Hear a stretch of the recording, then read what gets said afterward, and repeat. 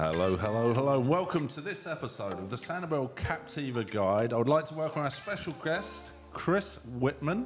Chris is a fourth-generation Floridian, a fishing guide, and the co-founder of a non-for-profit Captains for Clean Water. Captains for Clean Water is a group that tackles issues of local water quality. Welcome, Chris. Thanks very much for coming. Thank you for having me. Could you tell us a little bit about how this got started? I know you were a fishing guide originally. Tell us a little bit about how you got started with it. Yeah, well, I grew up on Sanibel Island, and so living on an island, your life quite literally revolves around the water. Yep.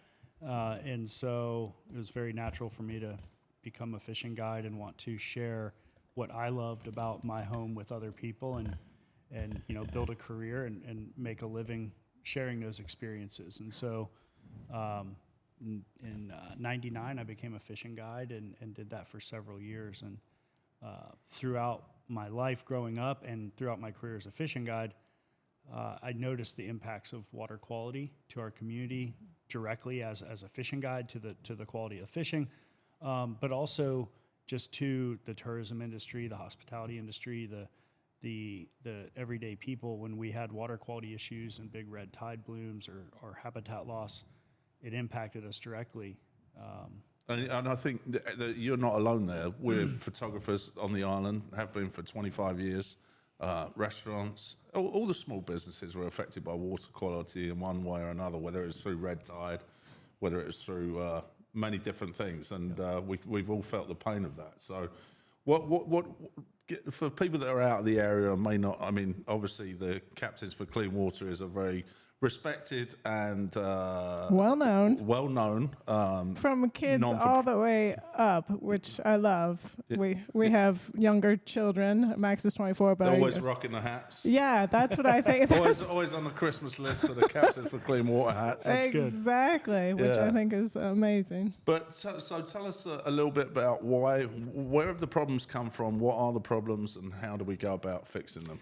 Yeah, so I guess for one is why did we start Captains for Clean Water? Why does it even have to exist? And really, that journey was, even as somebody who grew up on an island that was impacted, who's a fishing guide by profession, for 16 plus years, I knew there was issues with the water. I was impacted by the issues with the water, but I was not involved in trying to fix those issues, not because I didn't care, but because I didn't see an outlet for an individual voice. A way to your voice to be heard, to make this impact. Yeah. And what we had seen throughout my life was we would get these massive discharges from Lake Okeechobee every few years, and when that would happen, it would kill the habitat, it would kill seagrass, it would kill oysters. So to a fisherman, that's really important.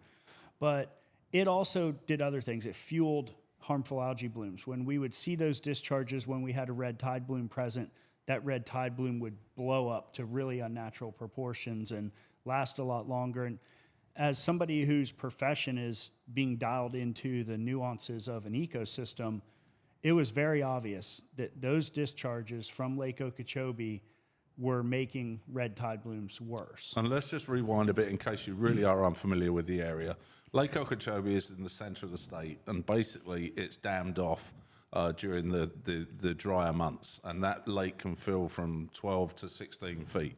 Once they decided that there is sufficient water for agriculture and the rest of it, and it looks like it's getting to a level where it might overflow, then they release it east and west out to Fort Lauderdale and then back out to Fort Myers. Stewart and Fort Myers. Stewart, I beg your pardon. And so basically it goes both ways down the Caloosahatchee River. There lies the problem. Correct. And so those discharges were a symptom of a modified system. That natural system, like you said, Lake Okeechobee was kind of the heart of the Everglades system. And historically, water would flow from just south of Orlando down through the Kissimmee River Basin into Lake Okeechobee, would overflow the southern bank of Lake Okeechobee, and would flood and nourish the River of Grass and what we know today as Everglades National Park, all the way down to Florida Bay. And where in Florida Bay it would balance salinities, a very massive shallow water estuarian system. And so at the turn of the century, in the late 1800s, coming into the 1900s, there was efforts to drain what was looked at as worthless swampland for development and production of agriculture. And ultimately, they were involved. It was private parties that did it as well as the government, and they dug canals and ditches through the Everglades south of Lake Okeechobee to bleed the water out to the east coast to the Atlantic. Then they dammed Lake Okeechobee off because of flooding to those communities that were then established south in around like Pahokee, Belglade, South Bay. And so they essentially cut the water flow off at Lake Okeechobee. And cutting the natural flow of water that heads Correct. south, And which then- makes the Everglades. Yes, that's literally the lifeblood, the Everglades. And so in doing so, they had to have somewhere to send the water. So they connected the St. Lucie River on the east coast and the Caloosahatchee River on the west coast to the lake as kind of relief valves. And that's the system we have today. And so what happens is instead of the water going to the Everglades, the lake fills up, and when it gets too full, they discharge it to our coast. That was the impact that I had witnessed throughout my life. On the other end of that, the Everglades gets way too dry in the dry season. It lights on fire at the Biscayne Aquifer, which is the drinking water aquifer that sits underneath the Everglades, that is the drinking water source for Miami and Dade, over 10 million Floridians. It was going dry and starting to pull salt water through the municipal water supply. And Florida Bay was getting too salty because it didn't have the water flow to balance salinities. And so in 2015, the year before we started Captains for Clean Water, Florida Bay lost 50,000 acres of seagrass because it was hypersaline. Wow. And so this really, the symptoms that I saw and that our community sees here in Southwest Florida were one piece of the imbalance in one giant ecosystem. And so knowing that, there's a plan that was put together to restore that, to reconnect that system. And it was put into place in the year 2000. It's called the Comprehensive Everglades Restoration Plan, or CERP. Who started that? It's a partnership between the state of Florida and the federal government. So it was signed into law by, at the time, Governor Jeb Bush and President Bill Clinton. And it was a partnership, 50-50 cost share between the state and the federal government. It would reconnect that system, send clean water back south to the Everglades. And it's actually the largest ecosystem restoration project ever undertaken in the world. So you said that was in 2000? Yes. So 23 years ago.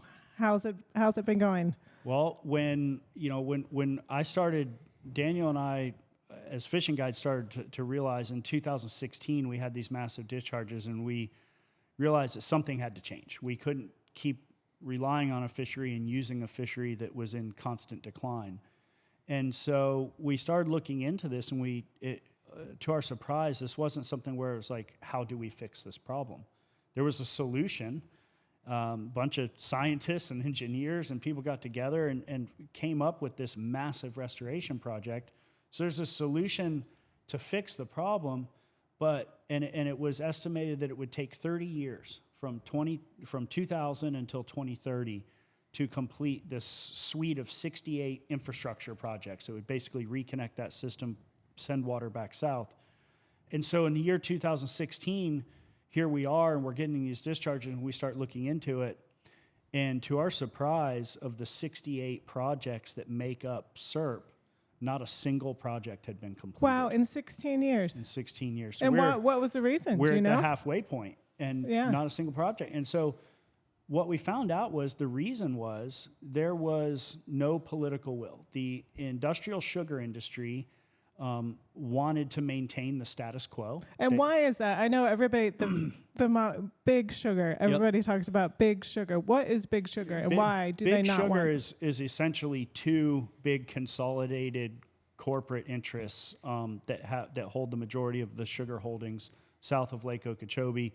They're also one of the largest political influencers in the state and the country on any given year. And because of the money, right? Because of the money. And so the system, even though it was imbalanced for everything from a national park to the citizens of Florida, it worked very well for them because they had this guaranteed drainage in the wet season, and they had this guaranteed water supply.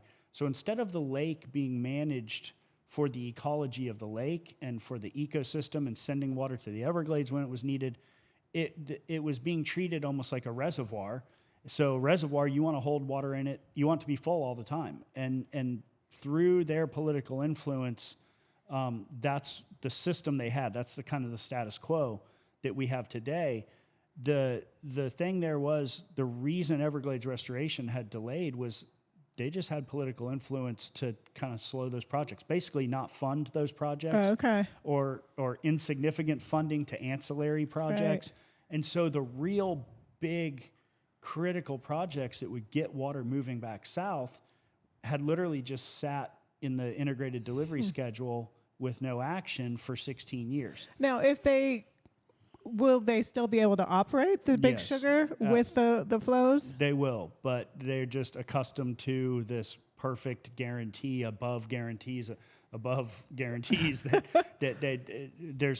they don't want change, where it's obvious that we need change. And also, look, the economy in Florida in 1910 was quite different than the economy That's is. a tough place to live back then. Here today. And so you have this, you have this archaic water management system that was built for, an agrarian economy back then, but it's totally different. Totally And so it's not one or the other. It's just that they're, like, to give you an example, we get these impacts every couple of years, both to one of the two coasts or in the Everglades, where the sugar industry hasn't had a crop loss due to a water supply issue since the early 80s. Oh, wow. Right. So they don't. There's just no incentive. Right.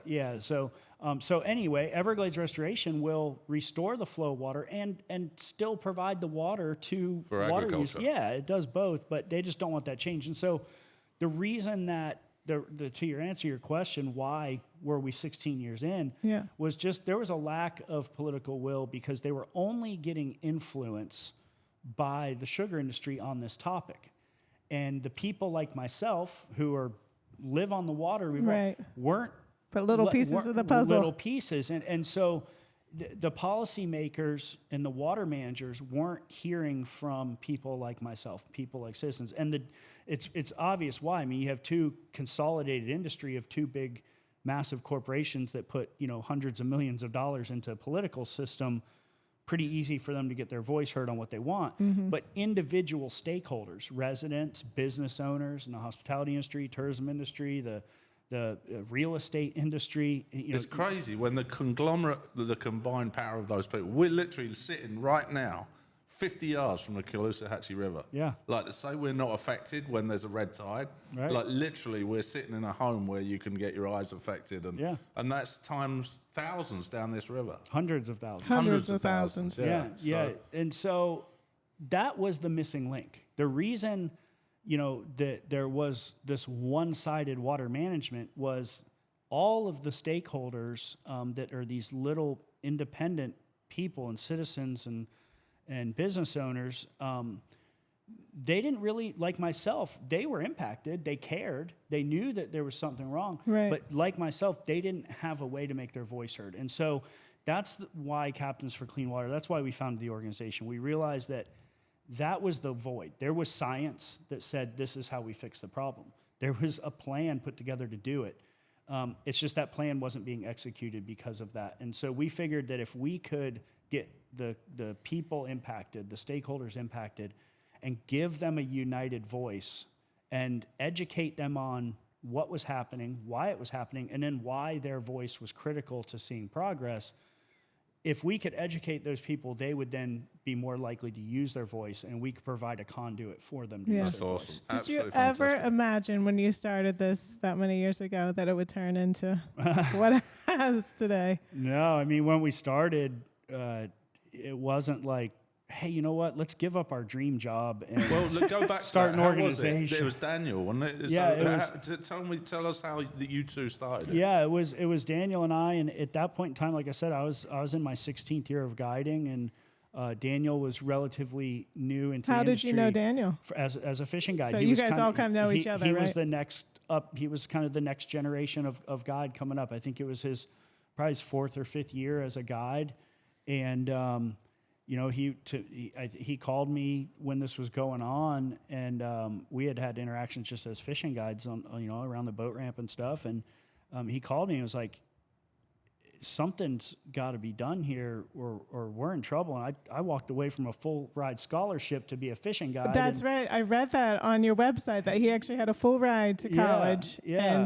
But he wanted to, like myself, pursue his dream job as a fishing guide and make a really good living doing that here. And so I can remember the conversation pretty distinctly was like, look, I agree something has to change. But this is such a large-scale battle against such entrenched opposition that in order to be effective, I think this would take the same commitment to that effort as it does as we put into building the best guide service you can build. A full-time job, yeah. And quite naively, I think just out of anger at the time, it was like, well, whatever it takes, we can't do nothing, And so it wasn't like, hey, let's start an organization. It was like, let's try to do something, and created the name. We're captains, and we want clean water. Yeah. Captains for Clean Water, and started with a Facebook page. And very quickly, I think we asked our friends at Bass Pro Shops if we could host a public meeting there and see what interest there was in the community to try to see if we could do something. And we were hoping a few other fishing guides would show up, and literally like 300 people showed up. Wow, your first every meeting. Different walk of life. Yeah. From you name it, realtors, attorneys, fishing guides, commercial fishermen, retirees that want to, walk on the beach with their grandkids.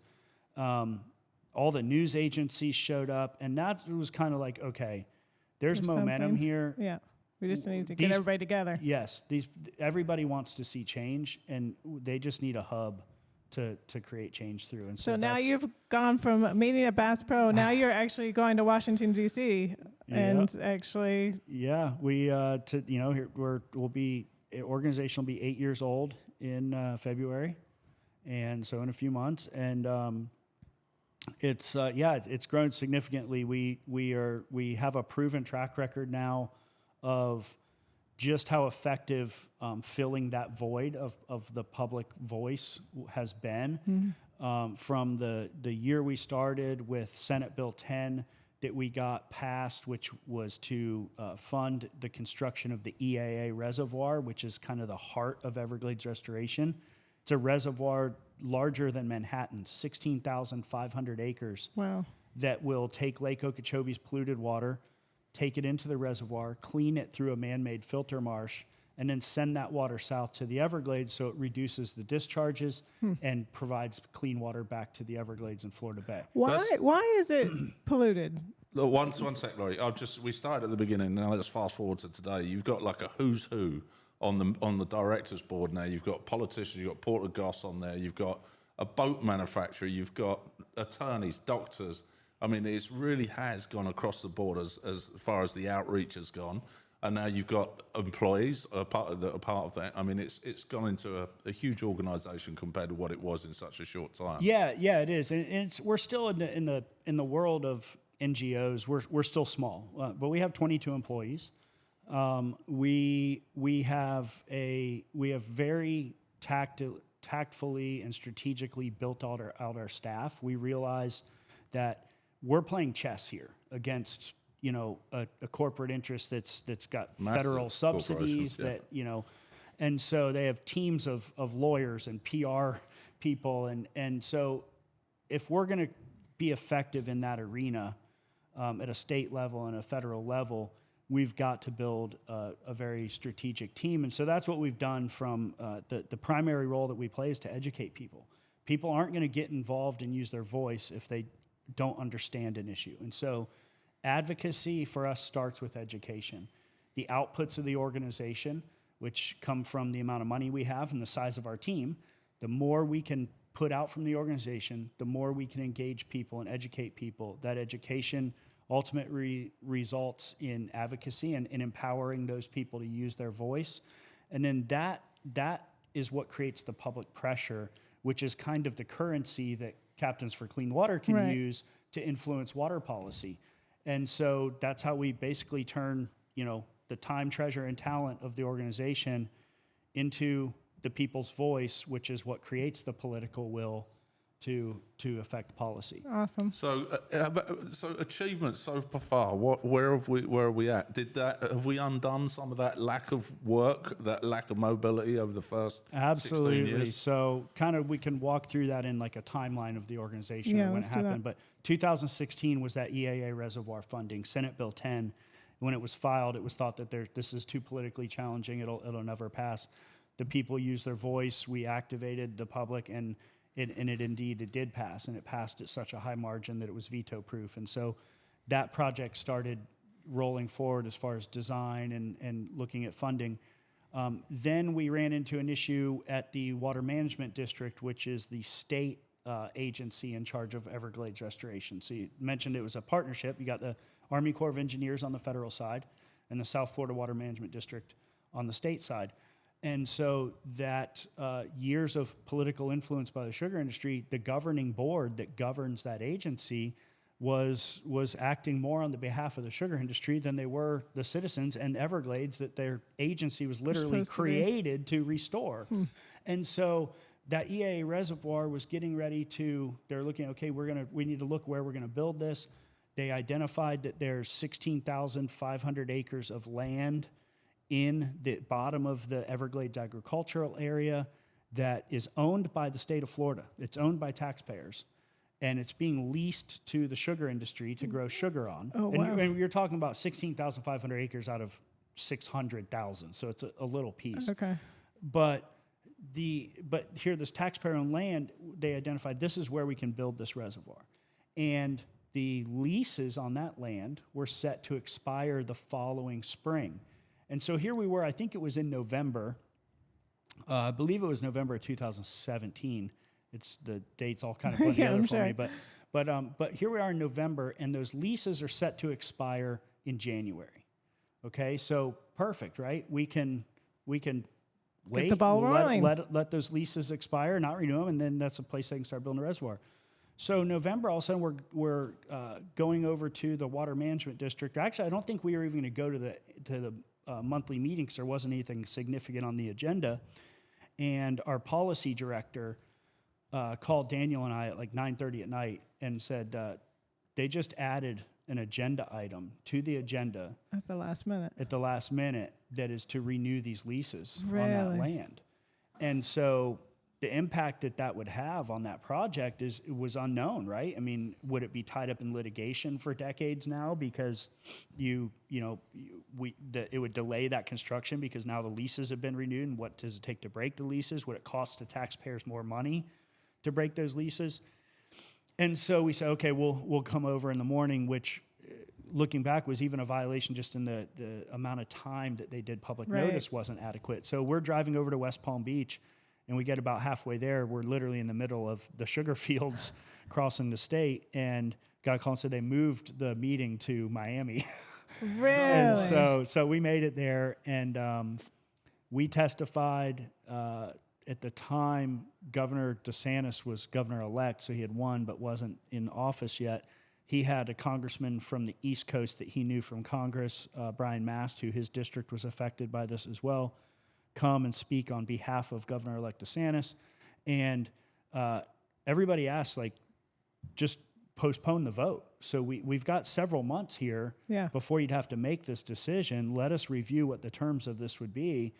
And unanimously, that governing board voted to renew those leases. Really? And so it was very obvious the bias that was there. And so Captains for Clean Water did what we do, and we created awareness around that. That's what people would never know that, would they? You wouldn't never have known. know. And so I got a plane and went and flew up over the construction site. They tried to justify at the next meeting, well, the reason we did this was we negotiated with the sugar companies who are currently growing sugar on that land to get early access to the property. And it's like, well, that doesn't make sense. I mean, what's 2 months in the scheme of a 6-year construction project, you know? And so they brought media out there and they said, look, because we renewed these leases, we're already able to get access and start staging materials. I mean, the designs hadn't even been done yet. So they had the media out there, and they got these 2 giant D8 Cat bulldozers and they're scraping topsoil off. And they're like, this is why we did this. So we're like, this just doesn't add up. So we got an airplane. I went and flew over the site, and of the 16,500 acres, they had scraped about 80 acres. Wow. So it was literally a photo op. And this was a few days afterwards. There was no construction equipment there. There was nothing. There was no material. There was no bulldozers. There was no porta potty. There was nothing. It was just a rectangle of scraped land. And I'm going, this totally doesn't add up. So we filed a public information request, and we got some internal emails from the district that were from their council, their internal council, to their governing board, saying that we've got to message this as we did this in order to speed up construction, not as a favor to sugar. And then we also found the rental agreements for those two pieces of equipment that were used for the photo op, and they were rented for one day. Just to scrape Right. Yeah, and so my we gosh. created a video, and we brought that to the next board meeting. We went there, and I read that internal email Oh from my the dais goodness. to the governing board, and basically you're caught red-handed. And one of the board members, when I'm reading this, some of the other fishing guides and business owners in the back of the room are going, you could hear them, they start going, oh my gosh, like, you Yeah. know.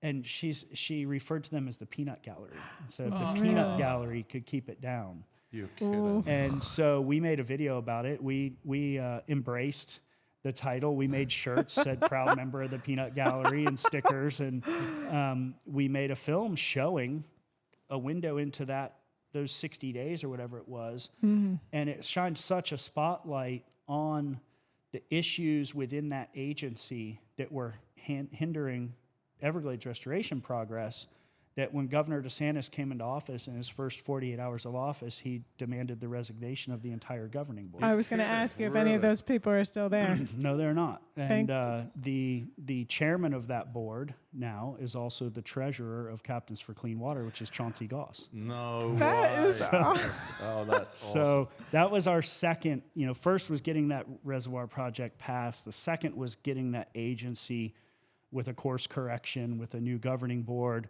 The next was a 3-year process that we've been working with other partner organizations and the Army Corps of Engineers on a new lake management plan. So basically the guidebook to the Army Corps of when they let water out and where. Currently, they're operating off of a plan from the year 2008. Right. And so for the past 3 years, we've worked with them to develop a new plan called the Lake Okeechobee System Operating We were Manual. at the plan of that announcement. We were at the Army announcement. Corps, Yes. Army Right. Corps of Engineers. We were able to help facilitate dozens of public and community meetings about it so that people could have their input. And they came up with a more equitable and fair and balanced plan that it provides actually more water to the sugar industry, but does so in a way that reduces the discharges to our coast by 37%. And they're kind of stuck in the middle, aren't they? And The they Army just Corps of Engineers is- and it sends 3 times more water south. So you can't manage your way out of it without all that infrastructure, but we're getting hit with a broomstick instead of a baseball bat. That's a good way to put it. And so that was our next one, and the sugar industry tried to stop that numerous ways throughout that 3-year period or time frame. And most recently, they've filed lawsuit against the Army Corps with the EAA reservoir that's under construction. Now it's actually physically being built. The filter marsh component of the reservoir will be completed later this year. And the embankment project, the big deepwater reservoirs, is under construction. So now the sugar industry is suing and saying, well, you can't send any water into that reservoir for the Everglades and Everglades National Park until we get all the water that we want, that we're entitled to. And so it's very obvious where their motives are. But so good news is we now have a more fair, balanced management plan that will go into effect likely the end of this year, the beginning of 24. And so that's another one of those kind of the progress because of the public's input. Lastly, the beginning of last year, we thought everything's great, right? We've got this dedicated funding for the EAA reservoir project. We've got a new governing board at the Water Management District. LOSOM is going to take effect. And all of a sudden, much like that late night agenda edition, we got a call on Friday night from Jessica, our policy director, saying we've got a problem. There was just a bill filed, Senate Bill 2508. It was filed as a conforming bill to the budget, so it was attached to the budget. It didn't go through the normal bill process where it would see multiple committee stops, and at each committee stop, the public can speak and weigh in on it, and it would get amended through that process. This was filed on Friday night after hours, and it would see an appropriations committee the following Wednesday. So three business days later, and that was the only stop it would see.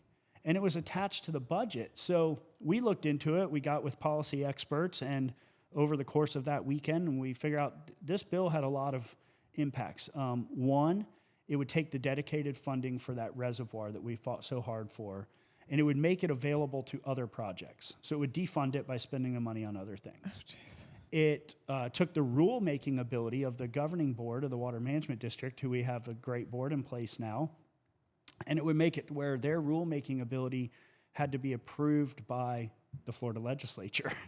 And so it handcuffed their decision-making ability.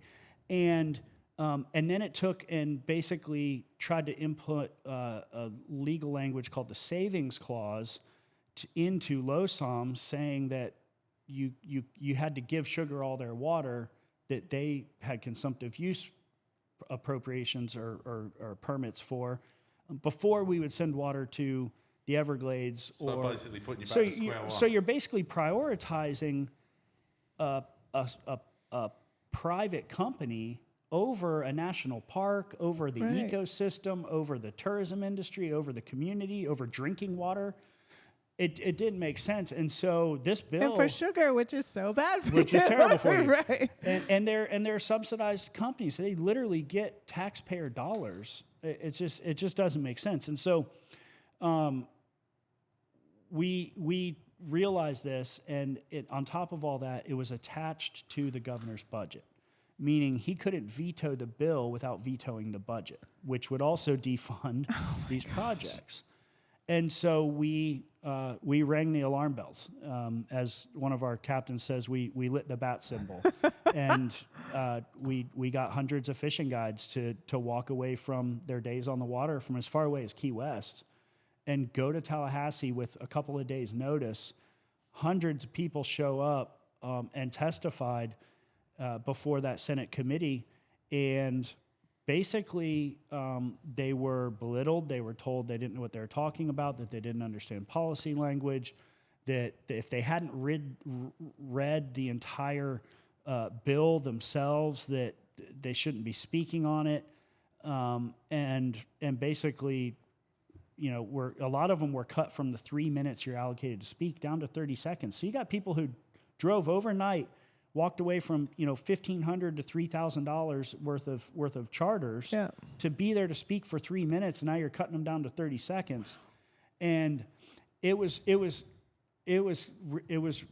the people that were there were inspired to fight even harder because they knew they weren't wrong. I mean, you've got senators in that committee that were telling them, asking, "Have you read every line of the bill?"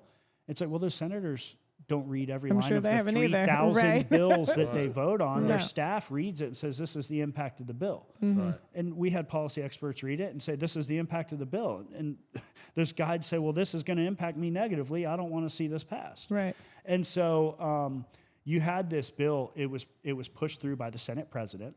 So one of the most powerful people in Tallahassee. And it passed that appropriations committee. And then it would go to negotiations with the House, and then it would ultimately go for a full vote, and then go to the governor's desk for signing. And so we launched a campaign about that, and we tried to get people's attention in interesting ways. So we launched a campaign called "Kill the Bill," and drew similarities to Quentin Tarantino movie Kill Bill. Mm-hmm. And so we made a film saying "Kill the Bill." And we used some of the footage from the Florida channel, which is taxpayer funded. It's run by the Senate, but you can go on there and watch Senate hearings and state issues on that channel all the time. So we used some of the footage of that committee hearing and those guides testifying, whatever. And we got a cease and desist from the Senate saying, Really? saying that we're using their intellectual property and we're threatened with criminal charges.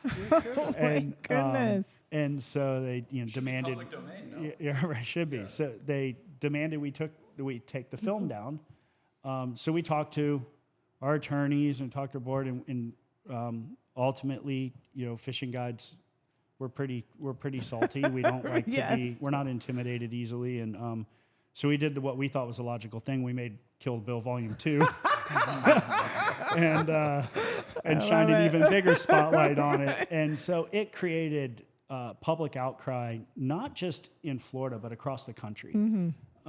Literally, over 50,000 people took action, contacting legislators in under 2 weeks. Their phones were ringing like every second. Their emails were being inundated. And so 2508, there's 3,000 bills trying to make their way through the state capitol. And 2508 was just dominating everything, every conversation, every email, every news cycle. News agencies around the country picked up on it. Outdoor media picked up on it. And it created an atmosphere where they're saying, well, what would you like to see changed in the bill? What amendments would you like? They're asking us. They're asking the governor. The governor came out and opposed the bill.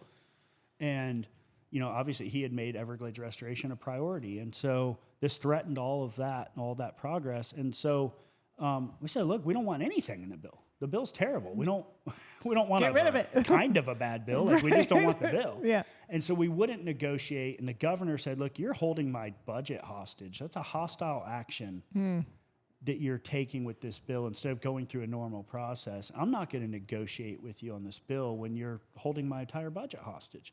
And so they took out the language. They basically amended the bill themselves. Negotiated with themselves and amended it themselves without input, without amendment suggestions from us, and they took out the booby trap language that tied it to the budget.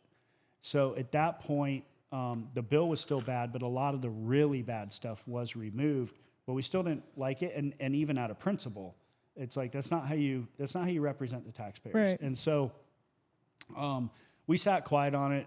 The governor's office left it sitting on his desk until they went through session. They went through special session, and then we got a phone call asking if we could get some of those fishing guides and stakeholders together that came up to testify.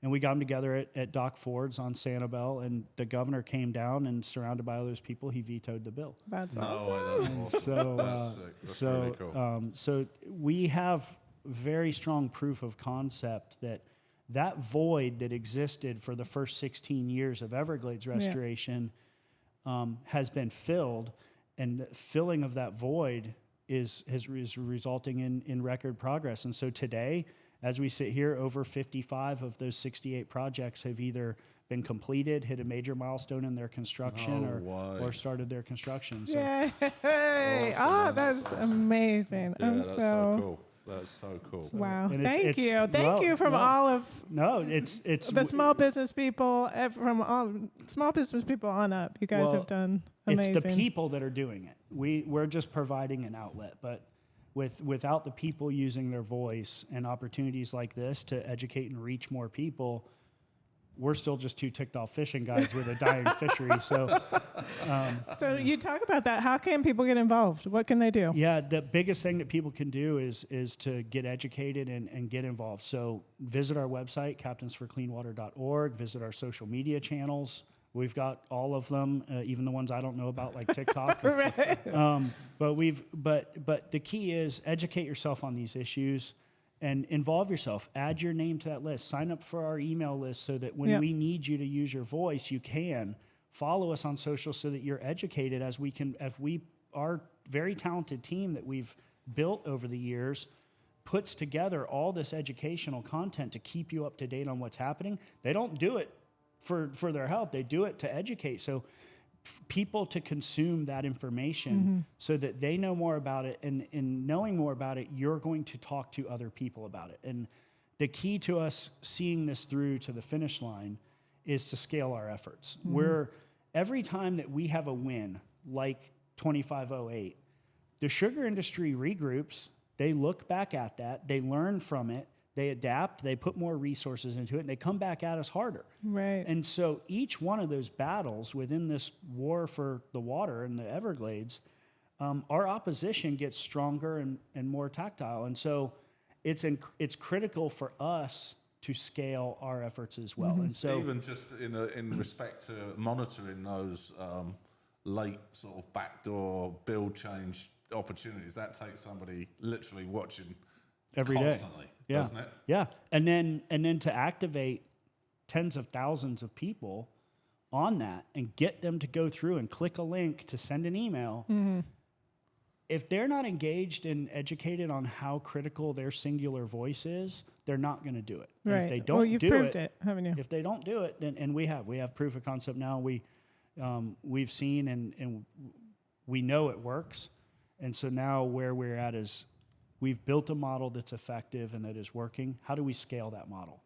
And we scale it by bringing more people in and getting more people to use their voice. And I think you can become a member too. You can become a member. I think it's $30 yes, or something. $30 to become a member. You can sign up for our email list for free. Doesn't cost anything. You can go on the website and buy a hat. And They got some great merch. Yeah, the merch is awesome. hat's kind of become our trademark. Yeah. It's an awareness piece. When people see it around town, they ask you, what's that about? It's an opportunity for you to educate those people. When policymakers are back in their districts and they see these hats at their kids' football games and baseball games in the grocery store. And it's like a grassroots I've effort. been stopped out of state with one of those hats. And Yeah. somebody said, "Oh, you must be from the area." Yeah. So, Yep. Yeah. I was just traveling back through a layover in Salt Lake a couple weeks ago and saw a guy in Salt Lake City Airport, and he had a captain's hat on. He's like, "Hey, nice hat. Thanks, guys." And so it's We need a handshake or we've, something. We've got we do a secret handshake. But we've got supporters in every congressional district in the United States now, and they're all fighting for the Everglades because we have this connection to it here, right? Whether we live here or whether it's people that are listening to this podcast because they enjoy visiting here because it's such a special place. The Everglades is a national treasure. It's a national park. It's a World Heritage Site. If you're a fisherman, it's an iconic fishery that's on the bucket list of every fly fisherman in the world. Feed it down into 10,000 islands Absolutely. below it. Yep, absolutely. And so, there's this very powerful unified effort. We've got the outdoor industry involved now, where major brands like Yeti coolers. I saw you can buy a Yeti with Captains for Clean Water on your site. Yep. I saw that. And AFTCO, Orvis, Columbia. I mean, Columbia just did a massive year-long campaign with their whole PFG line where they did education about Everglades restoration and captains that's awesome. throughout their entire year of advertising. And instead of using it to advertise dollars about a specific shirt, they're using it to educate their customers about Everglades restoration. That's That's so amazing. cool. So That's tell us so about cool. the skiff challenge. The skiff. You're giving away a skiff. So Is skiff it raffle. Tell us Yes. about that. Another way. So one of our board members, Wendy Peterson, is the owner. Her and her husband, Chris Peterson, own Hells Bay Boat Works, which, if you're in the fly fishing community, Hells Bay is like the iconic fly fishing skiff. It's like a hand-built Ferrari. And so they actually give us one of these boats. There's a 2-year waiting list to have a boat built from them. They give us one of these boats, and Mercury Racing gives us an outboard, and Ramblin' Trailers gives us a trailer, and this boat gets outfitted. It's like an $80,000 fly fishing skiff. And, Wow. they give it to us to raffle off. And so that's going on right now.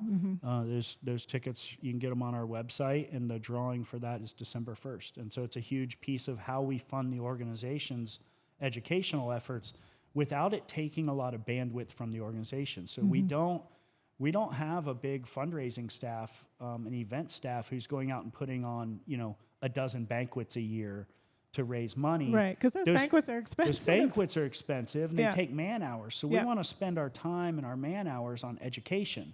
And so just individuals donating through the website, buying hats, buying raffle tickets, that's how we fund the organization and the outputs of the organization. And so we're very lucky that partners like Hells Bay provide us with those opportunities to raise a significant amount of our budget. How much are the tickets? $50. We're in. We'll have to buy one. It'll be a good Christmas gift. What's the next thing? What's the next major? Obviously, we've got a long way to go as far as this goes. But what's the next major hurdle? What's the next major thing on the agenda? The consistent hurdle is consistent funding every year. That historically, just like any project, if you get halfway through it and you lose funding, it stalls. So year after year, regardless of Senate Bill 2508 2.0 or anything like that, funding from the state and funding from the federal government is our challenge every year. And we do that by highlighting the economic impact that these issues have and the return on Everglades restoration. Everglades restoration, every dollar put in, our economy sees a $4 return. So it makes good economic sense. It's an investment in our economy and investment in the Everglades. And so we push for that. We use our corporate partners around the state to advocate, to send letters, on behalf of these big brands like Yeti and Orvis and companies that aren't based in Florida, to say we need to fund Everglades restoration until it's completed. So that's the year after year constant drumbeat. The others are those 2508s that pop up that are, we have to be that. So I guess the funding is kind of our offensive. This is what we know we can push for. Those are the defensive things. And so just a few weeks ago, the sugar industry sued the Army Corps of Engineers over that reservoir. And so, that's one of those things that will we, what does that look like? Will we have to fight to keep that project? Is that like just a stall tactic? It is. It's a stall tactic. It's trying to get a share of that water. So instead of we build this $2 billion project to send water to the Everglades, and they're saying, well, maybe we can get some of that water. So another reason not to eat sugar. Yeah, right? Exactly. But this isn't like a coastal communities versus agriculture argument either. And there's a lot of people try to politicize they do, it. And the sugar industry tries to do that. Yeah. That's the way they use propaganda. And they have, look, if you're, they like to paint themselves as farmers. I don't know any farmers that have massive PR teams and more, lawyers in suits than they do guys in overalls and tractors. Like it's not what it is. And so they try to paint this as coastal communities versus inland communities, or rich coastal residents versus agricultural communities, and that's not what it is. None of the rest of agriculture gets those same benefits that sugar does. They're not getting subsidies like they are. They're not getting this guaranteed water supply like they are. They're treated very differently and they operate very differently. Those are all just tactics to confuse and divide. And they don't have to win people over to their side. All they have to do is confuse communities enough just to not engage. Right. Just sit on the sideline and don't use your voice because you're confused.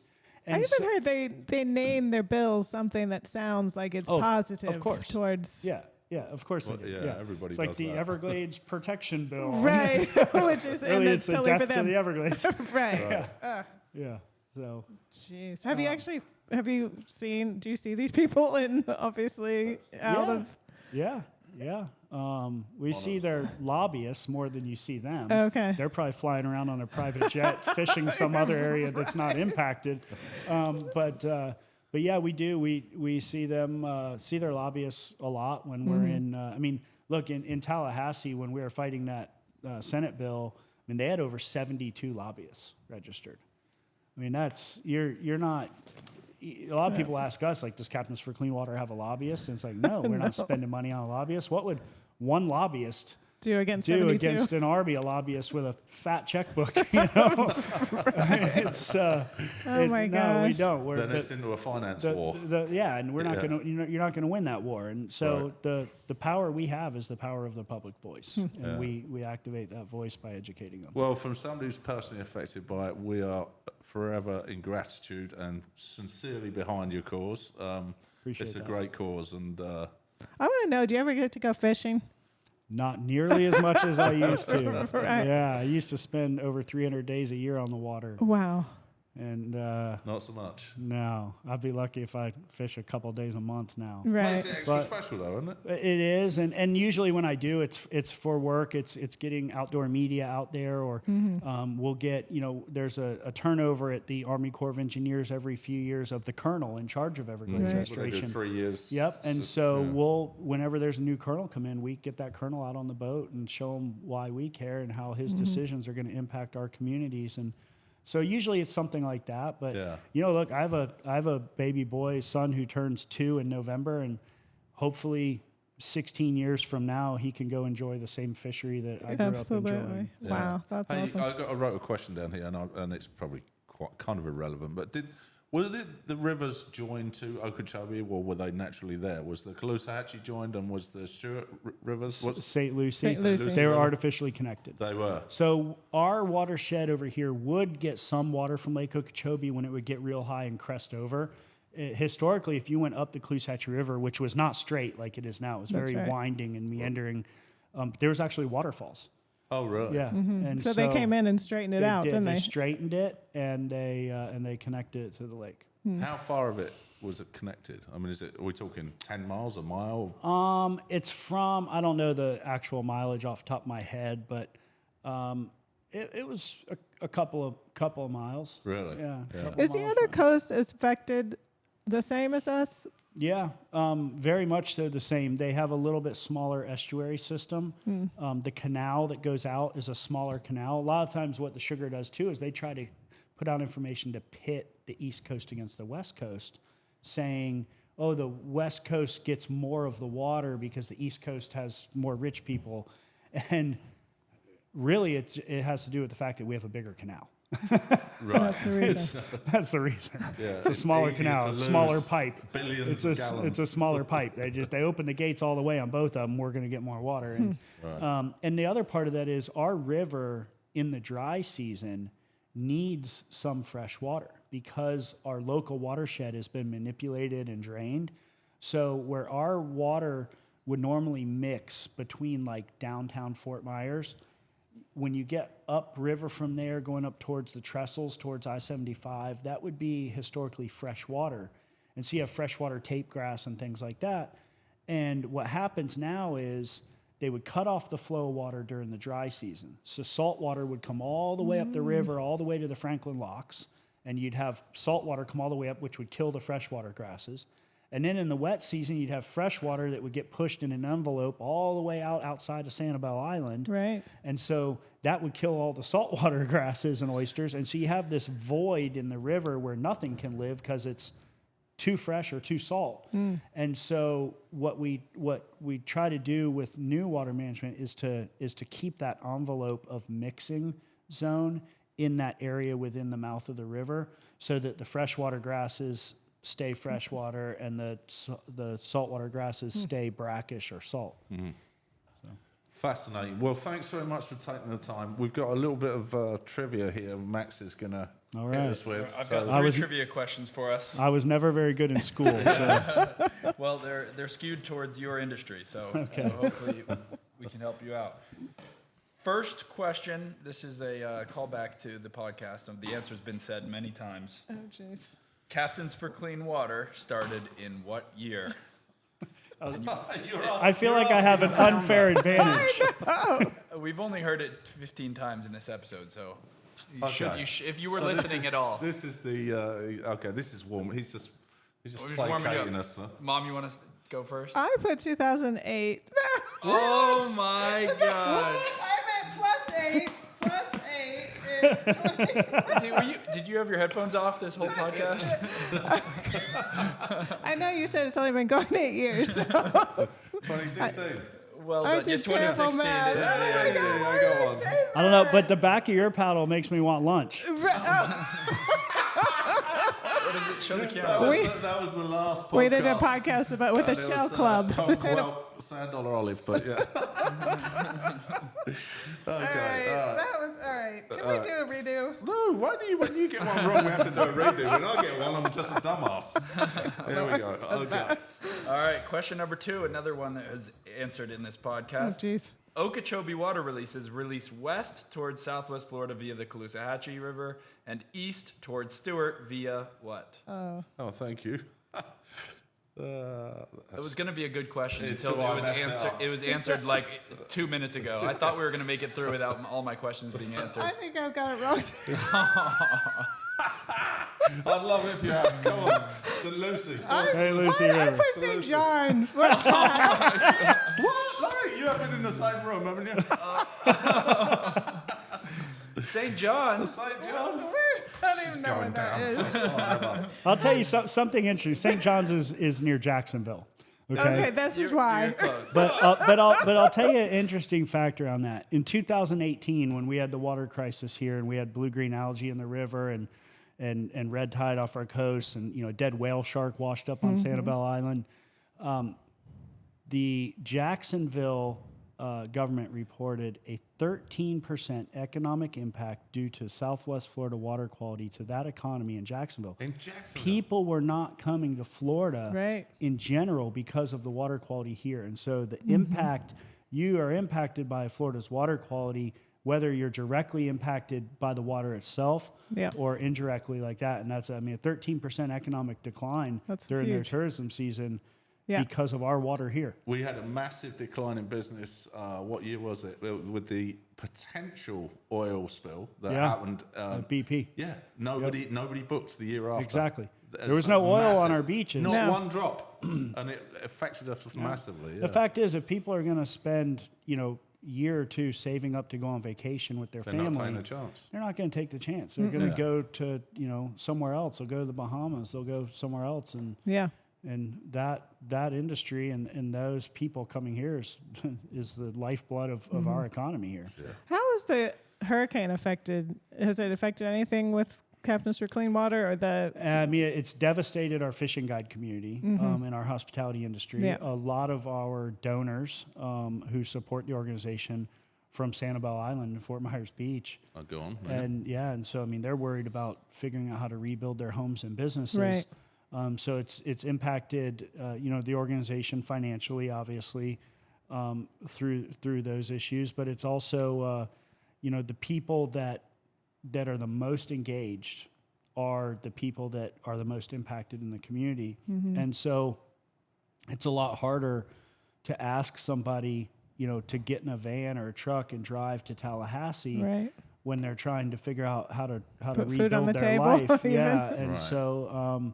It's impacted us greatly, but we've I'm fourth generation from here. We've been through natural disasters, and our communities are very resilient, and we are, because we're a strategic and lean organization. We don't have a bunch of really high paid executives, and we're careful about making sure that we look at the dollars that are put into our organization are entrusted to us by our donors. They're not our dollars.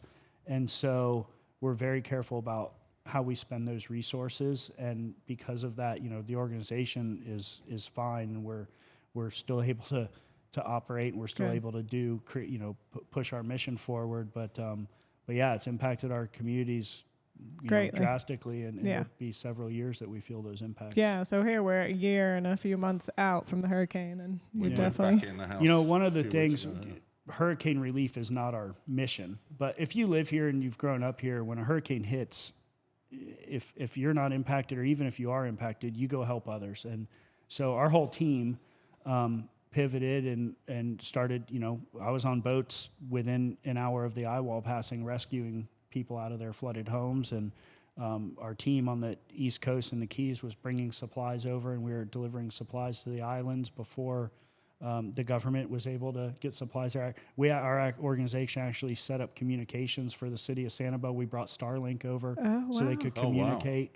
And so we realize how critical the fishing guide community is. Important, obviously, to Daniel and I, because that's where we came from. But they're the ones that are the canaries in the coal mine when it comes to water quality issues, and they're the experts on the health of our estuary, and they're the ones that can not only testify to the ecological impact, but also the economic impact. I mean, you got fishing guides that make $1,500 a day. Yeah. You lose, 100 days of business. That's a significant economic impact. Yeah. You scale that up across all the guides. They're small business owners, and so they're the ones that can go testify to that impact. And so when the storm hit, we knew it was going to impact them greatly. Many of them lost everything, their homes, their boats, their clothes, everything they own. And a lot of our partners in the outdoor industry, companies like Columbia and Yeti and AFTCO, immediately started reaching out saying, we want to help. We know you guys generally try to do some stuff. And so first thing they did was we had dozens of brands send brand new clothing and coolers and shoes and goods that we set up a temporary pop-up shop at our office, and fishing guides and their families could come in and get everything for free. Wow. They could come in and go shopping. And then they wanted to support, and so they're not going to have business. They're going to need to still pay their bills or get their boats repaired. And so they started writing us checks. So we separated a separate fund so it wouldn't commingle funds with our normal mission. And we raised over $800,000 that we put directly back into the fishing guide's hands. We even paid the processing fees on credit cards that were donated, so that every penny. We didn't take administrative fees, nothing. And we put that back out. We wrote grants to fishing guides to keep them on their feet. You guys kept getting better and so, better. Well, we had, just on this canal here, we had fishing guys that were picking up people and going out to the island from our house. Yep. So first our boat got flooded, so we rented, shout out Captain to Kyle Alquist. Kyle Alquist. Yeah. He came over and he took us out the island to start with, and then I said to him, come and use this dock anytime. So we had people stopping here and using the docks, and everybody was doing the same thing down the canal, which is nice. So the captains had places to pick people up and get them out there. Yeah, they didn't wait around for direction. And somebody asked, the people who had operational boats got in their boats and went and found people that needed help and helped them. And even on the news, this is the funniest thing ever, was people on the news saying, don't go in the water, stay out of the water, there's debris in the water. And it's just like, well, what are you going to do? These people need help. It's like the captains, they went out and they did what if you've got people that have to navigate treacherous waterways, who better to do it than a bunch of captains who live their life on that water? Right. Exactly. Yeah. That's so true. So it was good to see. It was good to see. Yeah, awesome. All right, so Max. I need to redeem myself. Can it be worth 4 points? It or is worth. something? Actually, I'll give you 2 points. There's no way she's got. Listen, this was already written to be 2 available points. All right. Okay. All right, 2 available points here. Go on. Speaking of Lake Okeechobee, it is the largest lake in Florida and ranks what amongst the largest lakes in the U.S.? The 2 available points are on the list of all of the U.S. and then the list of the contiguous U.S. What does that mean? So if you include Alaska and Hawaii, where does it rank? And if you include the continental U.S., because that's going to make a difference.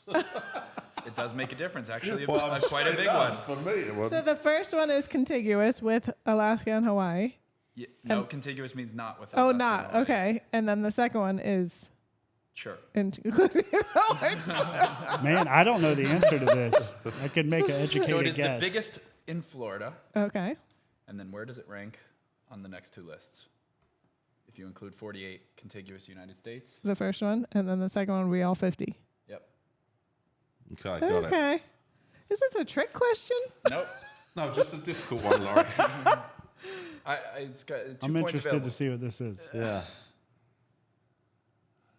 Oh, jeez. All right. It's not fractions. though. I know. All right. What do you Well, have, you gotta Chris? put I want to down- know. I have 5th and 7th. I put 4th and 7th. I put 4th and 9th.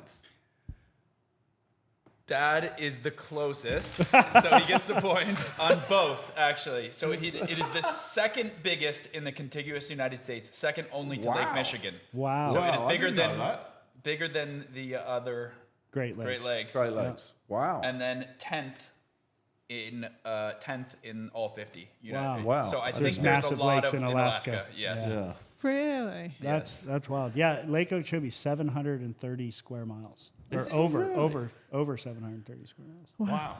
And that To was give one. you an idea, it's like how far across? 60 miles? Probably something like that. Yeah, maybe not quite 60. Probably, yeah, maybe. I don't know. I think it's around- huge. You can't It's see. huge, yeah. You can't see one into the other. That's for sure. Around it, is it like 150 miles so, or something like something? Oh, I'd like to addend my question. It is the second largest natural freshwater lake contained entirely within the contiguous 48 United States, meaning Lake Superior and some of the other Great Lakes are in partially Canada. in Canada. So contained entirely in the United States. Okay. All right. Should just, I'm sure you guys knew what I was saying, but I just wanted to clarify. Yeah. Oh my That's an goodness. interesting fact. Yes. We don't have the bell to ring. Oh, here it is. You get to ring it the first time in 81 podcasts. There we go. Winner. Hold on, there must be a little sign for that. There we go. Come on, let's have a go. Let's get that. There we go. Oh, yes. It's 30 miles across and 36 miles tall. 30 miles across and what? 29 miles wide and 36 miles tall. That sounds right. Wow. Awesome. Well, thanks very much for joining us. I appreciate it. Thank you, Chris. Yeah, thanks very much. And shout out to Daniel as well for all the great work you're doing and everybody in the organisation. And we will be supporting you. And we've been running ads on our website from day one that we started. You get a free banner ad. Don't know if you know it or not. Thank you very much for that. That's amazing. Yeah, on all our website pages, and we always mention you in all our YouTube things. So Thank you so much. I can't stress this enough. If you've got any ounce of compassion in you, make sure you support these guys. It's really important, especially for this local area and for you as a tourist if you're coming here to visit. It's a really, really important subject to us. So please, please, please do all you can to help out and support. Thanks very much. Appreciate it. Thank you. Oh my gosh, I did so bad.